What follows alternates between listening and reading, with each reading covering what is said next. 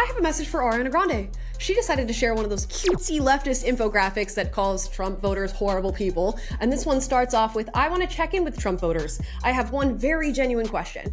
Well, as somebody who voted for Trump, I want to answer this very genuine question. So, dear Ariana Grande, let's talk about it. Yeah, you better.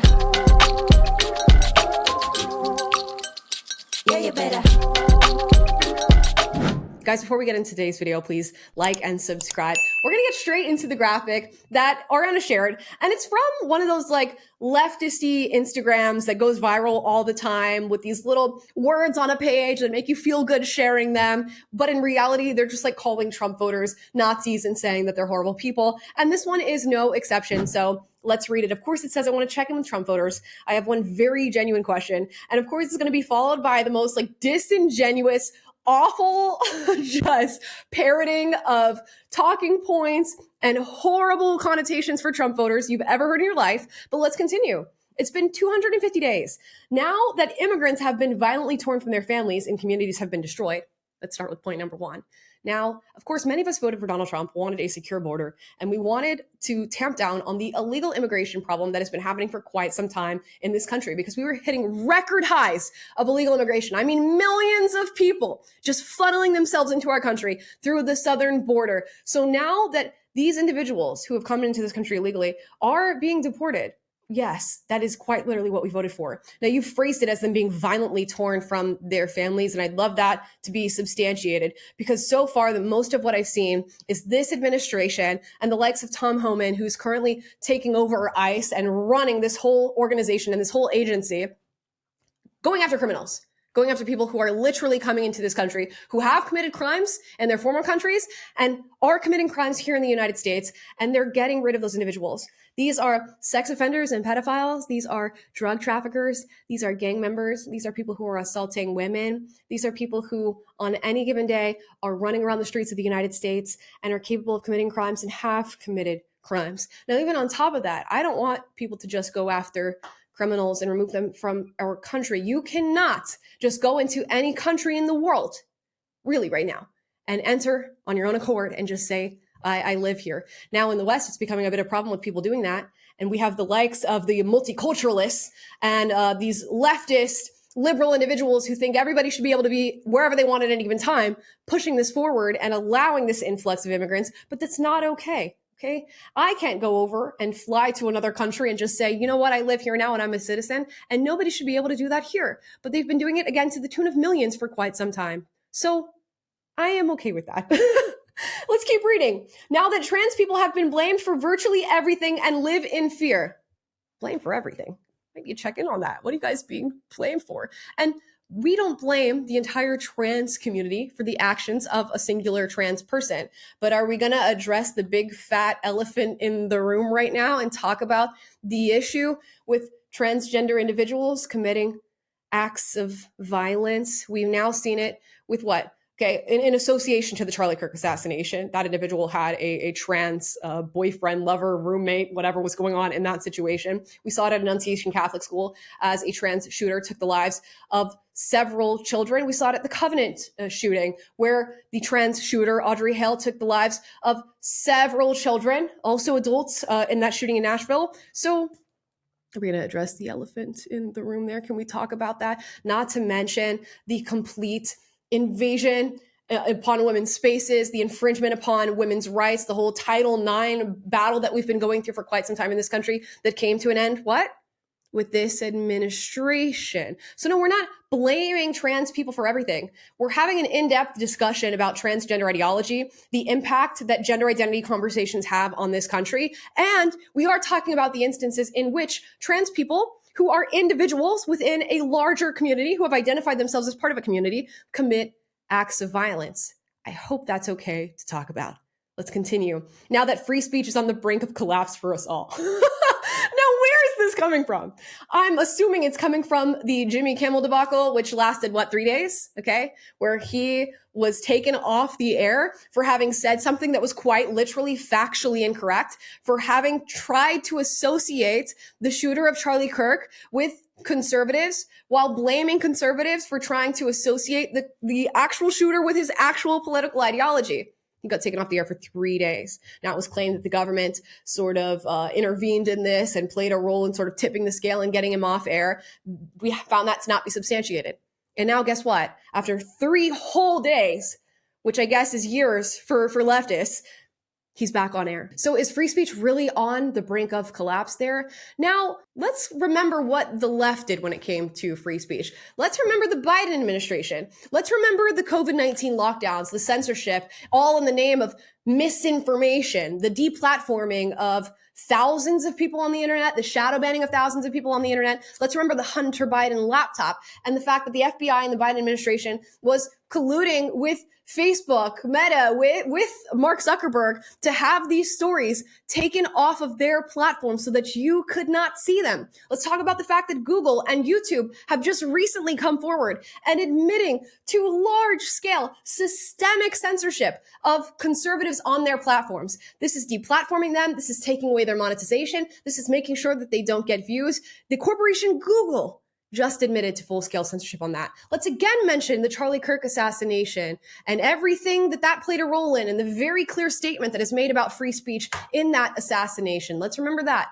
Let's remember how not up in arms the left was about that assassination and its link to free speech. Let's remember all the leftist violence that has been taking place, not only now, but in the past in this country. You know, let's remember all the rioting and the looting, and now what? The recent shooting at an ABC headquarters because of what? Stuff that happened with Jimmy Kimmel? Can we be so for real? So when you say that free speech is on the brink of collapse for us all, who's responsible for that? It's certainly not this administration, and I'd love to hear that substantiated. Now, this little cute infographic that cutely fades from blue to pink or blue to red says, has your life gotten better? Have your groceries gotten cheaper? Has your health insurance premium gone down? Has your work-life balance improved? Can you take a vacation yet? Are you happier? So the judgment of an administration is apparently all linked to health insurance, groceries, work-life balance, and vacations and happiness, okay? Because that's the goal of everybody's life all the time. It's just how happy are you any given moment? Now, mind you, this administration came into a country in shambles, okay? A country that, if you're looking around now, has very much got a lot of work to do. And as we've gone through the many points here, let's think about the things that this administration has accomplished. Is our border secure? Yes, our border is secure. Has this administration gone after these abhorrent practices like diversity, equity, inclusion, and the outright discrimination against white people, against men, just a complete flip on the Jim Crow South where we're now just enforcing it in the opposite direction? Yes, they did. Did this administration go ahead and rework Title IX to protect women and girls in their spaces, in their sports, with their rights, with just the very language and culture of womanhood here in the United States? Absolutely, they did. Is this administration working on making America healthy again? Because we know that our health is in shambles. Obesity is like an all-time high here in America with not only adults, but also adolescents. And we're all just sitting and streaming and watching shows and taking GLP-1s right now. Yes, they're also doing that. Is this administration going after criminals and trying to change and shift this sort of soft on crime policy that has been taking over our metropolitan areas for quite some time? Yes, they are. Did this administration mobilize into Washington, D.C. and fix up the crime in that area within a few days? Absolutely, they did. Does this administration currently have a president that's not being laughed at on the world stage when it comes to our fellow foreign leaders, who has actually met with those foreign leaders and created historic deals with those foreign leaders within, months, even days of being placed in office? Yes, okay. Has this president actually been capable of answering questions, doing press conferences, talking to the media, the press, the American people, and trying to do so in a transparent manner? Unlike our last administration, where we wouldn't see the president for weeks. He would not answer questions. He could not answer questions. He would have episodes of, dementia, Alzheimer's right in front of our very eyes. They called him physically fit. They said he's as sharp as a tack. The media came across and put together a full-scale just propaganda campaign about how physically and mentally fit this president was, while he is literally falling apart right in front of our eyes. And when he's not in front of our eyes, he's just nowhere. He's nowhere to be seen, and don't ask questions about it. And also, he's not going to answer questions about it. Yes, we have a president who actually who actually answers questions at this very point in time. So has my life gotten better? Yeah, it absolutely has. And you know what? That doesn't mean there's no work to do. Not every administration is perfect. I'm still waiting on those Epstein files because do we remember that this administration ran on a campaign of transparency and we were told as soon as we're in office, those Epstein files are going to be right on every American's desk. In fact, we're going to put it up online. You're going to be able to download it and read it. And we're going to find out everything about a massive, presumably pedophile ring that has been running around this country and foreign countries for quite some time. And we were told we were going to get all that. Did we get it? No. So we do have work to do. And guess what? We shouldn't be afraid to call out that work wherever we find it and to be open about that because, you know, we're protected by free speech. And if free speech is in shambles, it's not because of us. Anyways, Ariana Grande, my life has gotten better.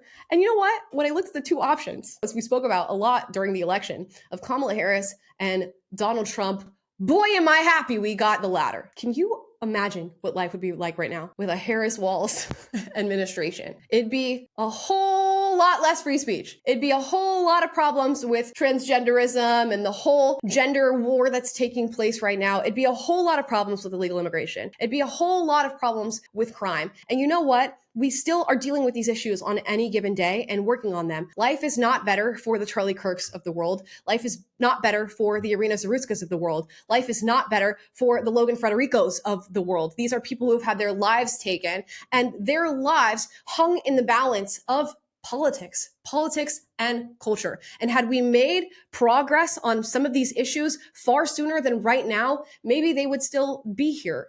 Ariana Grande and Matt, I guess the creator of this infographic. Now, the infographic ends like this. Has the widespread suffering of others paid off for you in the way he promised it would, or are you still waiting? Can we please clock into reality? Clock into your job in reality. Because some of us are living in it, right? Okay. And we understand, the problems that this country is facing. We understand the work that needs to be done. And we can acknowledge that while not all the work is done, it's happening, okay? We're closing our border. We're trying to stop the drug trafficking. We're trying to tamp down the crime. We're trying to reinvest in the idea of free speech that has eroded in this country. We are trying to stop the crazy gender ideology infiltration that's happening here. We are trying to bring American jobs and manufacturing back and start making things in America and maybe cut off some of our relationship with the CCP. We are trying to do a lot of different things. And my life is getting better every single day we try. So that's the answer. And you can have these elitist ivory tower Ariana Grandes of the world share a leftist ideology and continue to have conversations like this. Meanwhile, they're not impacted by leftist policy. They are not impacted by what happens in these progressive cities. They are not impacted by who they endorse when it comes to political candidates or the message they share on social media. But I bet it feels good for them to post this little infographic because they can say that they are Glinda the Good Witch, which Ariana Grande is in apparently more ways than one. But when you really know the story, it's not a good thing to be. Guys, that's my message. Let me know how you feel about it in the comments down below. Let me know if your life has gotten better. What other things could this administration be working on? What other things have they done that I didn't mention in this video that has made your life better? I'd love to hear it down below. As always, if you disagree with anything I said in this video, do get out, but do so respectfully. I encourage healthy debate on this channel. And if you like this video, like, subscribe, click the notification bell to be notified every time I post a video for you guys, which is every day. And I'll see you guys next time. Bye, guys.